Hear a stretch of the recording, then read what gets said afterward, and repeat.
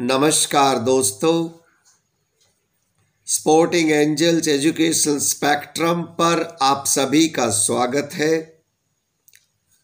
अभिवादन स्वीकार कीजिए नरेश दहिया का। आज हम बात करेंगे भारत को एक सूत्र में पिरोने वाले, भारत के बिस्मार्क कहे जाने वाले, भारत के पहले डिप्टी प्राइम मिनिस्टर, लौह पुरुष सरदार वल्लभ भाई पटेल के 31 अक्टूबर 1875 में जन्मे सरदार शुरू से ही विलक्षण प्रतिभा के धनी थे।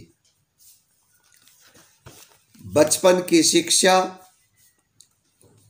पास के स्कूल में हुई, लेकिन वकालत करने के लिए इंग्लैंड गए। आपका विवाह 18 वर्ष की आयु में झावेरबा से हुआ। हालांकि इंग्लैंड से वकालत की थी तो अवसर इंग्लैंड में भी बहुत थे, लेकिन भारत वापस आए और गोधरा में वकालत की।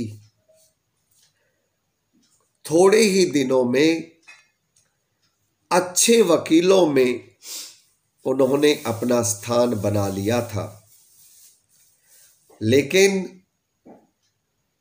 आजादी की लड़ाई में कूदने का जज्बा था और यही कारण था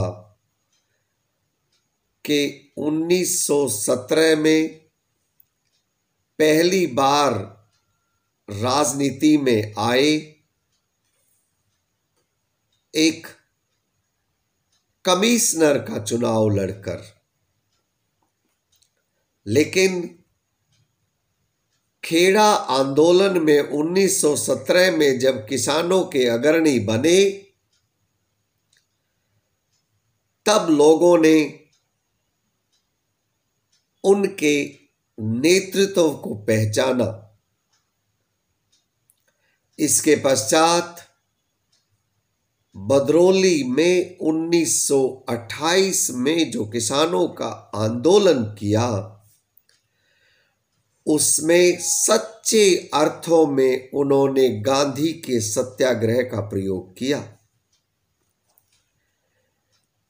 मित्रों, दृढ़ता, दूरदर्शिता और देश प्रेम की सही तस्वीर अगर देखनी है तो लौह पुरुष सरदार पटेल में देखी जा सकती है। वे गांधी की अहिंसा की नीति से बहुत प्रभावित थे और चोरा चोरी आंदोलन जब वापस लिया था, उस समय बहुत सारे नेता गांधी का साथ छोड़ गए थे, लेकिन सरदार चट्टान की तरह गांधी के साथ खड़े रहे। सिविल डिसोबीडियंस मूवमेंट में उन्होंने बढ़ चढ़कर हिस्सा लिया। कांग्रेस की गुजरात इकाई के प्रारंभिक दिनों में जब वो सचिव बने थे, वहीं से उन्होंने अपनी नेतृत्व की अपार क्षमताओं का परिचय देना आरंभ कर दिया था। दूसरे विश्व युद्ध के समाप्त होने पर अंग्रेज पस्त थे। वहां पर चुनाव के बाद सरकार भी बदल चुकी थी और नए प्रधानमंत्री एटली निश्चित रूप से चर्चिल से अलग थे। उन्होंने भारत को जल्द से जल्द आजादी देने की घोषणा कर दी थी। आजादी अब निश्चित थी। 1947 को 15 अगस्त के दिन जब आजादी का दिन आया, 5 जुलाई 1947 को सरदार पटेल अपनी तरफ से भारत की नीतियों के बारे में रियासतों के राजाओं और नवाबों को विकल्प दे चुके थे। उन्होंने एक तरह से नवाबों और राजाओं को आह्वान किया था कि आकर नव भारत के निर्माण में शामिल होने का ये बेहतरीन अवसर है। और उनका प्रभाव इतना अधिक पड़ा कि बहुत सारे राजा और नवाब 15 अगस्त से पहले विलय पत्र पर हस्ताक्षर कर चुके थे। वरना तो अंदाजा लगाइए, 562 रियासतों को भारत में मिलाने का कार्य उस समय जटिलतम कार्यों में से एक था। जूनागढ़ के नवाब ने साइन करने से मना ही नहीं किया, बल्कि पाकिस्तान जाने की पूरी योजना बना ली। आप स्वयं सोचिए, जूनागढ़ गुजरात के बीचों बीच ये रियासत थी। अधिकतर लोग हिंदू थे। ये पटेल की दूरदर्शिता थी कि उन्होंने वहां पर लोगों की इच्छा जानने का बार बार आग्रह किया और अंत में लोगों ने विद्रोह कर दिया। नवाब को देश छोड़कर भागना पड़ा और पाकिस्तान में शरण लेनी पड़ी। तो इस प्रकार जूनागढ़ को भारत में मिला लिया गया। मित्रों, जूनागढ़ तो मिल गया था, लेकिन हैदराबाद का निजाम स्वतंत्र रहना चाहता था। पटेल हैदराबाद को भारत के पेट के कैंसर की तरह देखते थे। उन्होंने केवल हैदराबाद को एक मौका जरूर दिया और निजाम को यह बताया कि अगर वो भारत में सम्मिलित हो जाए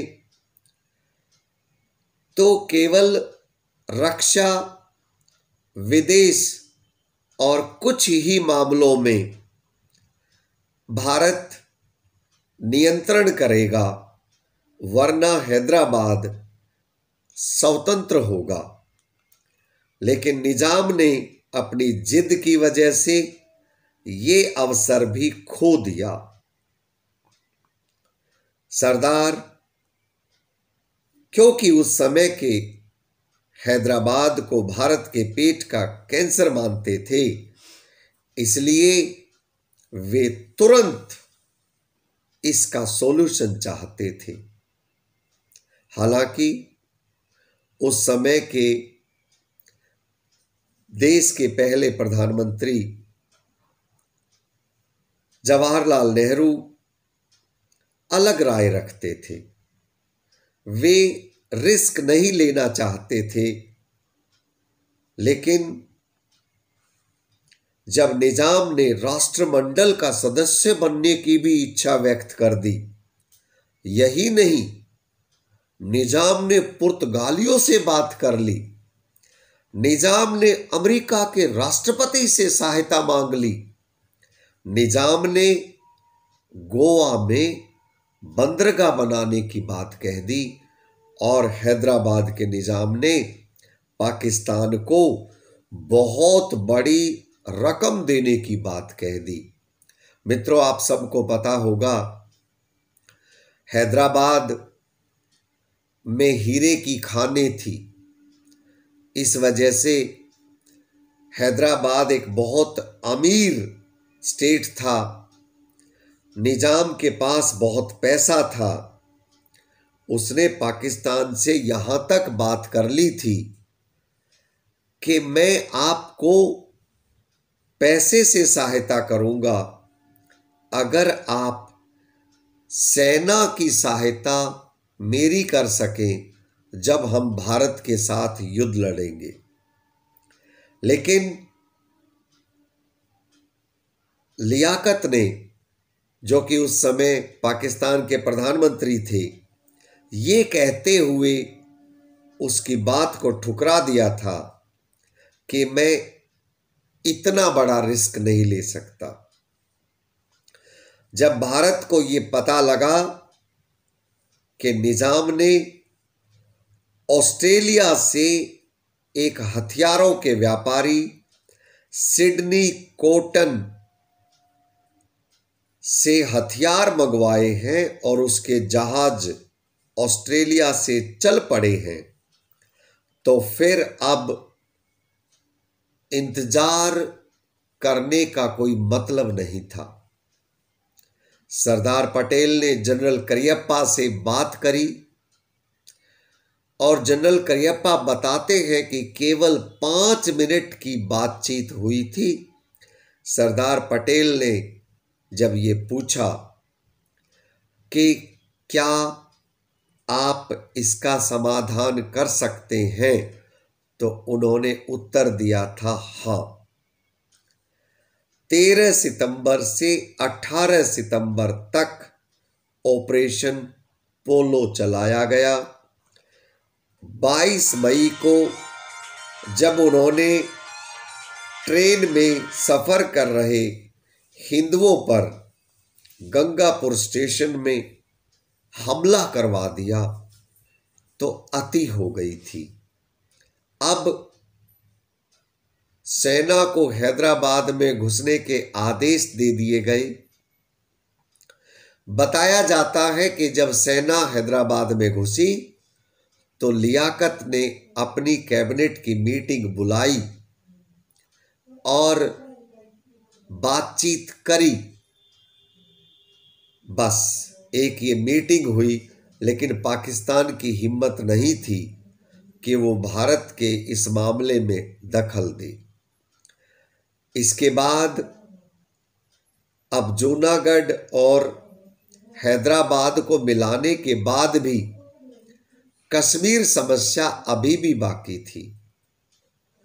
कश्मीर के राजा हरि सिंह ने आजाद देश रखने का फैसला कर लिया था, लेकिन जब पाकिस्तान के कबायली और सेना ने आक्रमण किया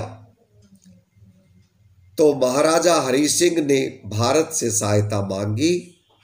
उस समय नेहरू और पटेल ने तब तक सहायता करने से मना कर दिया जब तक महाराजा हरि सिंह विलय पत्र पर हस्ताक्षर नहीं करें।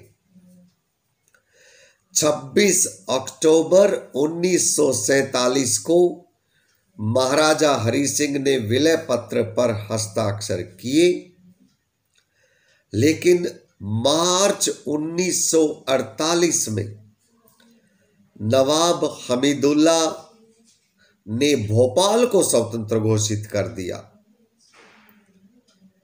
मई में उन्होंने मंत्रिमंडल की भी घोषणा कर दी, लेकिन फिर मई के महीने में ही उनको प्रेशर पड़ने के बाद मंत्रिमंडल को सस्पेंड करना पड़ा और 30 अप्रैल 1949 को विलय पत्र पर हस्ताक्षर कर दिए। इस तरह से भोपाल का भी भारत में विलय हो गया। भारत के इस सपूत ने 15 दिसंबर 1950 को अपनी अंतिम सांस ली। वे तो इस दुनिया से चले गए, लेकिन उनके विचार हमेशा हम भारतीयों के बीच रहेंगे। उन्हें हम सब भारतीय एकता के सूत्र के रूप में देखते हैं और इसीलिए 31 अक्टूबर का दिन हम एकता दिवस के रूप में मनाते हैं। जय हिंद, जय भारत। मेरे चैनल से जुड़ने के लिए धन्यवाद।